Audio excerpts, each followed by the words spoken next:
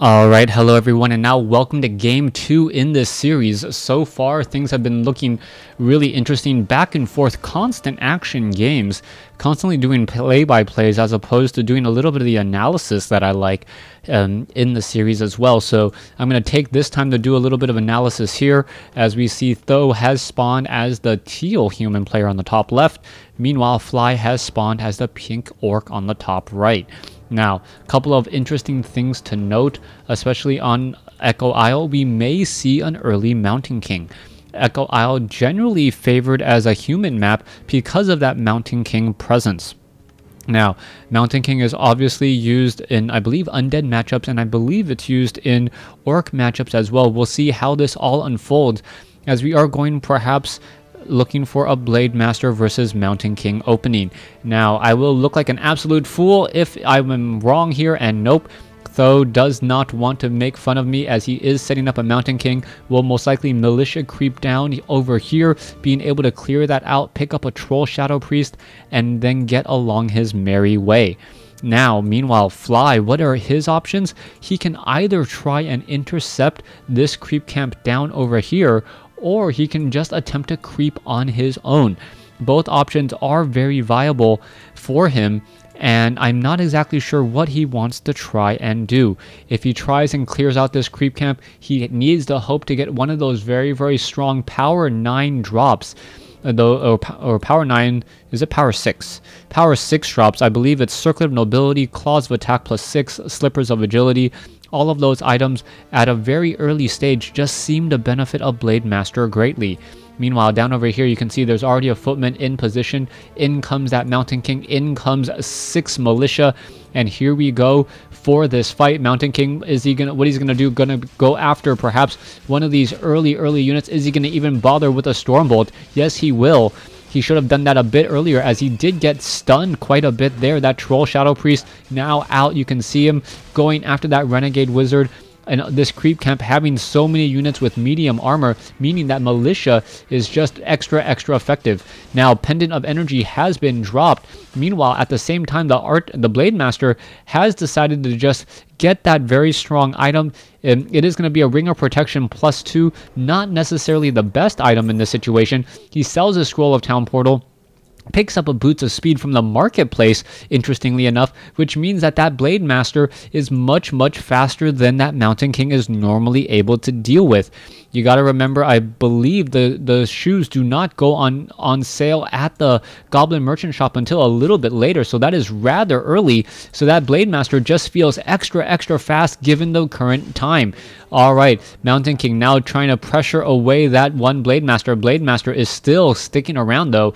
And are we going to see the militia call to clear out this creep camp, that expansion, and then also set up an Arcane Vault and Arcane Tower to make sure it does not get pressured?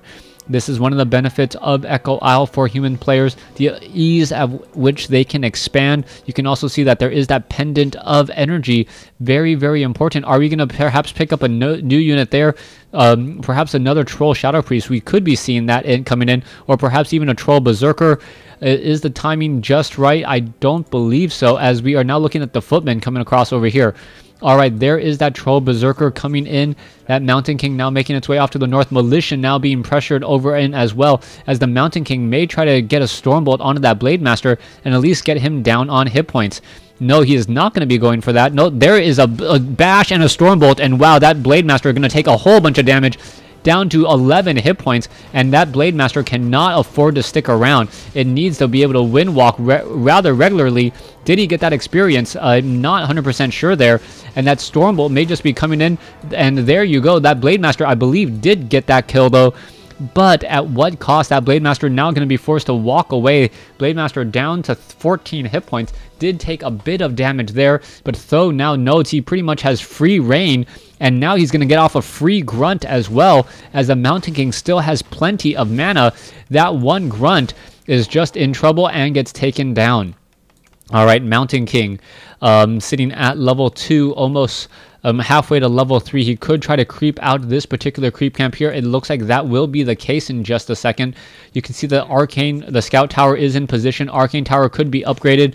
And that was a very, very lucky bolt bash combination, as we're looking at a Nightcrawler which should get taken down rather easily.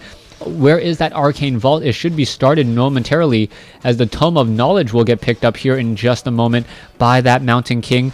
Are we going to get to level 3? No, we are not. Just a little bit shy. This one green creep camp would be more than enough, as the Blade Master is nearby, does have a healing salve, so already back up to 400 some odd hit points, as the Troll Shadow Priest now trying to heal up the rest of the units. Now this Blade Master has to be very, very careful. There is the attack there, going after that low hit point peasant. Oh, he does jump inside there, gets up to level 2. Is he going to get Storm Bolted? It looks like he might be. And there is the attack. No Stormbolt in time, as the Blade Master just sitting there looking pretty happy right now. Are we going to see any sort of revelation or reveal onto this Blade Master? I don't believe so. There's the attack on the far side here, going up against a peon there, and now the Blade Master does get Stormbolted, but does Windwalk just in time. He does get stunned, but the Blade Master will be able to escape and live and fight another day, as he breaks Windwalk to heal himself. Now, the question here, does Fly have enough to really combat what he has seen?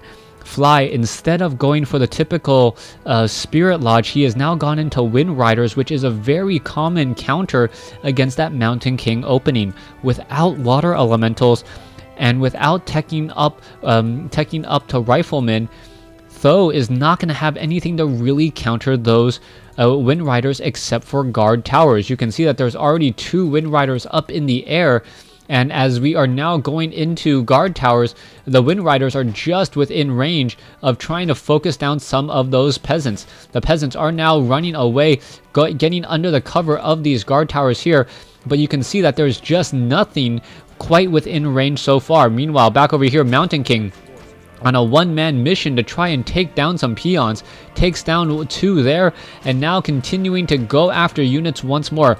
Back over here, this looks like it will become a race of who can do more damage to the peons first, as the Scout Tower should perhaps be upgraded.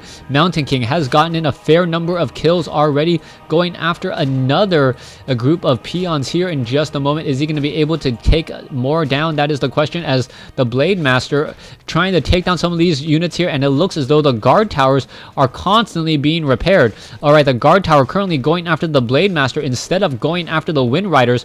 That is the problem, as another Wind Rider does join in on the fight. Alright, that is a ton of Wind Riders in this fight here. The peons, or the peasants, trying to repair rapidly. Is it going to work though? It looks as though, yes, the pressure is just enough, as now the Wind Riders are going to be able to go to town here.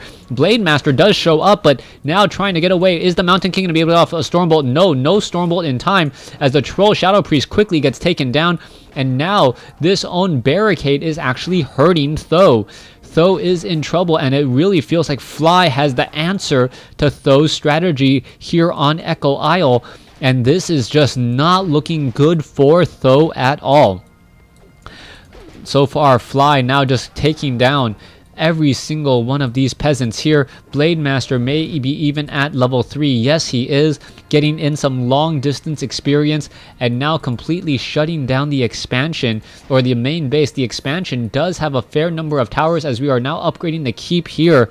Th000 trying to keep things alive, knowing that he needs to keep this base up and running if he wants to have any sort of economic advantage. You can see Troll Berserkers are out on the field. Blade Master has now made its way over, and now with the Blade Master healing up the rest of these Wind Riders, this is looking extremely good for Fly. Fly so far looks like he's poised to take a 2-0 lead in this series. Blade Master now trying to run back. You can see that the Griffin Aviary is coming up, but even if Dragon Hawks join in this fight, you really need even number of Dragon Hawks to Wind Riders for it to really matter. Alright, there's a Dust of Appearance. Mountain King now trying to take down this Blade Master here. Is it going to work? As you can see that the Troll Berserker is running away, does have medium armor, and it does get focused down again.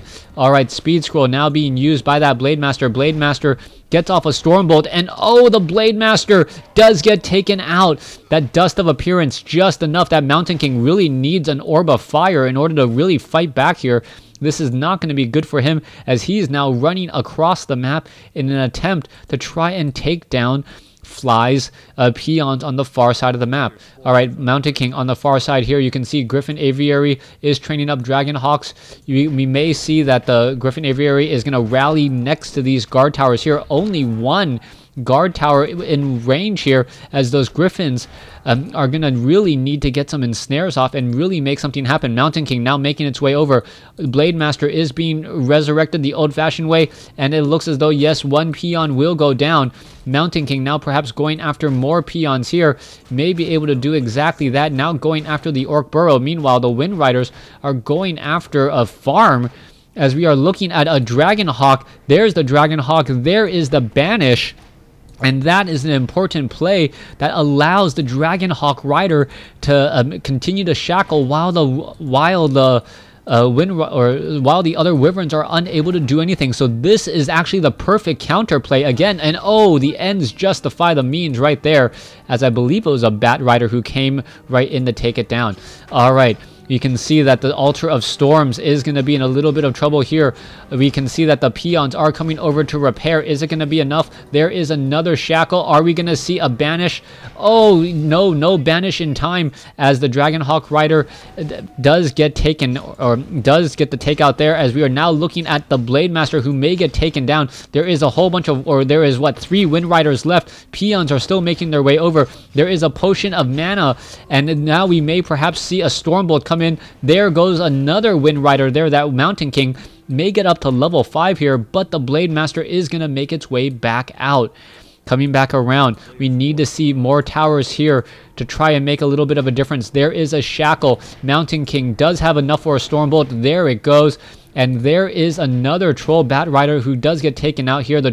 Is the Dragon Hawk Rider going to be able to do anything? Oh, is it going to get banished? Oh, there is some more attacks there. And there is a second Dragon Hawk Rider. There is another banish once more, as this Dragon Hawk Rider is still, flying around in circles.